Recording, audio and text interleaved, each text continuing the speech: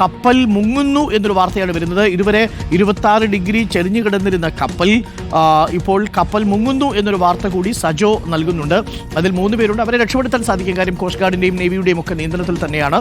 Captain അടക്കമുള്ളവർ അതിലുണ്ടായിരുന്നു. ഇന്നലെ രാത്രിയിലും അവർ അതിൽ തന്നെയാണ് തുടർന്നിരുന്നത്. കപ്പൽ നേരെയാക്കാനുള്ള ശ്രമം നടത്തുന്നുണ്ട്. ഇതേ കപ്പൽ കമ്പനിയുടെ MSC എന്ന് പറയുന്ന കപ്പൽ കമ്പനിയുടെ മറ്റൊരു കപ്പൽ അവിടെ എത്തിയിട്ടുണ്ട്. സജോ ദേവസിയിലേക്കൊന്ന് പോകുന്നു. സജോ ദേവസ്യ, കപ്പൽ എന്താണ്, മുങ്ങാൻ പോവുകയാണോ? ഇപ്പോൾ നേരത്തെയുള്ള ചെരിവിനേക്കാൾ കൂടുതൽ ചെരിഞ്ഞോ കപ്പൽ?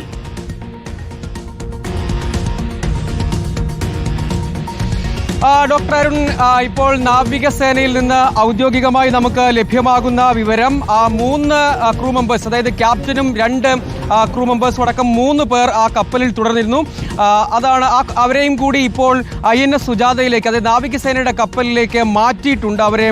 അതായത് ആ കപ്പലിൽ കമ്പനിയുടെ നേരത്തെ ആ കപ്പലിന്റെ പേരന്റ് കമ്പനിയിൽ നിന്ന് ഒരു ഷിപ്പ് അങ്ങോട്ടേക്ക് എത്തിയിരുന്നു ഈ പ്രദേശത്ത്. ഒപ്പം നാവികസേനയുടെ INS സുജാത, നാവികസേനയുടെ ആ ഒരു കപ്പൽ, ഒപ്പം കോസ്റ്റ് ഗാർഡിന്റെ 2 കപ്പലൊപ്പം ഡോണിയർ എയർക്രാഫ്റ്റും പ്രദേശത്ത് നിരീക്ഷണം തുടർന്നിരുന്നു. പക്ഷേ കൂടുതൽ അപകടകരമായ സാഹചര്യം ആ പ്രദേശത്ത് അവിടെ സൃഷ്ടിക്കപ്പെട്ടു. കപ്പൽ കൂടുതൽ വെള്ളത്തിലേക്ക് മുങ്ങുന്ന ഒരു സാഹചര്യം ഉണ്ടായി. അതായത് അത് ഏതെങ്കിലും നിലയ്ക്ക് കൂടുതൽ നിവർത്തി വലിച്ചു മാറ്റി സുരക്ഷിതമായ സ്ഥലത്തേക്ക് നീക്കുക എന്നതായിരുന്നു ഒരു ലക്ഷ്യം. പക്ഷേ ഇപ്പോൾ ലഭ്യമാകുന്ന വിവരം കൂടുതൽ മുങ്ങുന്ന ഒരു സാഹചര്യത്തിലേക്ക് വന്നു. അപ്പോൾ അപകടകരമായ ആ സാഹചര്യത്തിൽ അവരെ INS സുജാതയിലേക്ക്, അതായത് നാവികസേനയുടെ കപ്പലിലേക്ക് ആ 3 പേരെയും കൂടി മാറ്റിയിരിക്കുന്നു. അതായത് ഫലത്തിൽ ആ കപ്പലിൽ ഇപ്പോൾ ജീവനക്കാർ ആരുമില്ല എന്നതാണ്. 24 പേരും മാറിയിരിക്കും. 21 പേർ കോസ്റ്റ് ഗാർഡിന്റെ ഷിപ്പിലാണ് ഉള്ളത്.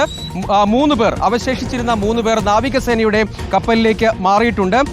INS സുജാത ഈ അപകടത്തിൽപ്പെട്ട കപ്പലിന് തൊട്ട് സമീപത്ത് തന്നെ നിരീക്ഷണത്തിൽ തുടരുന്നുണ്ട്. ഒപ്പം നമുക്ക് ലഭ്യമാകുന്ന വിവരം കൂടുതൽ കണ്ടെയ്നേഴ്സ് വെള്ളത്തിൽ വീണിട്ടുണ്ട് എന്ന വിവരം കൂടി ലഭ്യമാകുന്നുണ്ട്. സ്വാഭാവികമായും എങ്ങനെയാണ് ഇനി അതിന്റെ റിക്കവറി ഉൾപ്പെടെയുള്ള കാര്യങ്ങൾ, കാരണം ഈ കപ്പലിന്റെ മാതൃ കമ്പനിയിൽ നിന്നുള്ള ഷിപ്പാണ് സ്ഥലത്തേക്ക് എത്തിയത്. അവരും പ്രദേശത്ത് ഏതെങ്കിലും നിലയ്ക്ക് പുള്ളി ചെയ്ത്, സാധാരണഗതിയിൽ കപ്പൽ ചെരിഞ്ഞ് നേരത്തെ ഒരു 26 മുതൽ 28 ഡിഗ്രി വരെയായിരുന്നു കപ്പൽ വെള്ളത്തിലേക്ക് ഒരു ഭാഗം ചെരിഞ്ഞു നിന്നിരുന്നത്.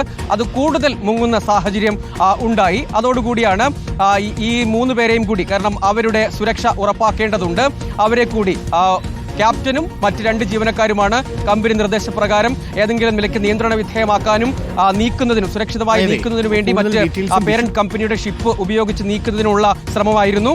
ആ കാര്യങ്ങളിൽ ഇപ്പോൾ ഈ ഘട്ടത്തിലാണ് അവരെ കൂടി രക്ഷപ്പെടുത്തുക എന്ന തീരുമാനത്തിലേക്ക് എത്തുകയും അവരെ വളരെ ശ്രമകരമായി തന്നെ നാവികസേന അവരുടെ ഷിപ്പിലേക്ക്, വെസലിലേക്ക് ഇതിനകം മാറ്റിയിട്ടുണ്ട്. ഒപ്പം ഈ വെസൽ, അതായത് ഈ അപകടത്തിൽ പെട്ടുകിടക്കുന്ന ഈ വെസലിന്റെ കാര്യത്തിൽ ഇനി എന്താണ് ചെയ്യാനാവുക? കൂടുതൽ കണ്ടെയ്നറുകൾ വെള്ളത്തിൽ വീഴുന്നു. ഒപ്പം സുരക്ഷിതമായി മാറ്റാനുള്ള ശ്രമം അത് എത്രത്തോളം ഫലം കാണുമെന്ന് ഈ ഘട്ടത്തിൽ അറിയുകയില്ല.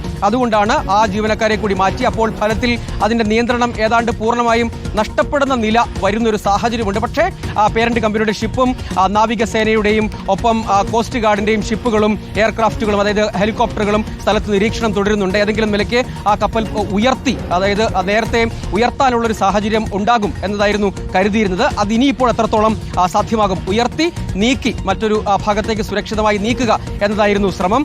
അതിനിപ്പോൾ പ്രായോഗികമാകുമോ എന്നറിയില്ല. നാവികസേന ഔദ്യോഗികമായി അറിയിക്കുന്ന വിവരങ്ങളാണ് ഈ ഘട്ടത്തിൽ നമ്മൾക്ക് പങ്കുവെക്കാൻ കഴിയുന്നത്. INS സുജാത വളരെ ക്ലോസ് ആയി ഈ അപകടത്തിൽപ്പെട്ട കപ്പലിന് തൊട്ടടുത്ത് തന്നെയുണ്ട്. ഏത് നിലയ്ക്കാണ് മറ്റ് നടപടികൾ ഉണ്ടാവേണ്ടത് എന്ന കാര്യം നിരീക്ഷിക്കുന്നുണ്ട്. പ്രൊഫഷണലായി എന്ത് ചെയ്യാൻ കഴിയും എന്ന കാര്യം നേരത്തെ തന്നെ കൂടിയാലോചനകൾ നടത്തുകയും ആശയവിനിമയം നടത്തുകയും അക്കാര്യത്തിൽ ഒരു നിരീക്ഷണം തുടരുകയുമായിരുന്നു. പക്ഷേ ഈ കാര്യത്തിൽ പൂർണ്ണമായും ഉയർത്തി നീക്കുക എന്നതിനി പ്രായോഗികമാകുമോ എന്നത് അടുത്ത അപ്ഡേറ്റിൽ മാത്രമേ നമുക്ക് വിവരങ്ങൾ ലഭ്യമാവുകയുള്ളൂ. പക്ഷേ അത് കൂടുതൽ ചെരിഞ്ഞു എന്നതാണ്. നേരത്തെ അതൊരു 26 മുതൽ 28 ഡിഗ്രി എന്ന നിലയ്ക്കായിരുന്നു. ആദ്യം 26 ഡിഗ്രി ആയിരുന്നു. പിന്നീട് കുറച്ചുകൂടി ഒരു ഭാഗത്തേക്ക് ചെരിഞ്ഞു. പക്ഷെ അതിൽ കൂടുതൽ ഭാഗത്തേക്ക് ചെരിഞ്ഞു എന്ന വിവരം നമുക്ക് ഔദ്യോഗികമായി തന്നെ പങ്കുവെക്കാൻ കഴിയും എന്നതാണ് ഒരു പ്രധാനപ്പെട്ട കാര്യം.